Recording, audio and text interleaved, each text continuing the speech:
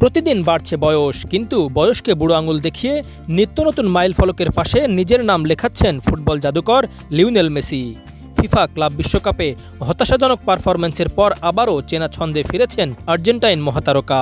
বৃহস্পতিবার মেজর সকার লিগে নিউ ইংল্যান্ডের বিপক্ষে ইন্টার মায়ামির 2-1 গোলের জয়ে জোড়া গোল করে গড়েছেন ইতিহাস।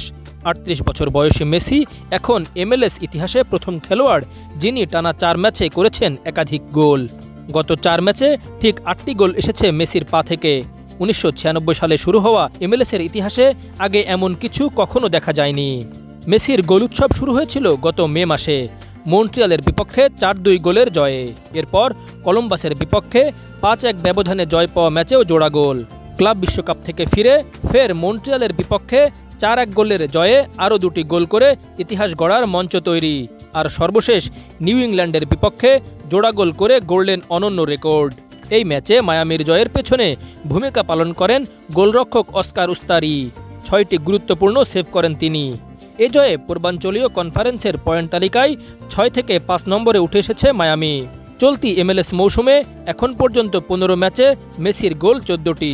লিগের শীর্ষ গোলদাতা স্যাম সারিজের চেয়ে মাত্র 2 গোল পিছিয়ে আছেন তিনি, যদিও 6 ম্যাচ বেশি খেলেছেন সারিজ।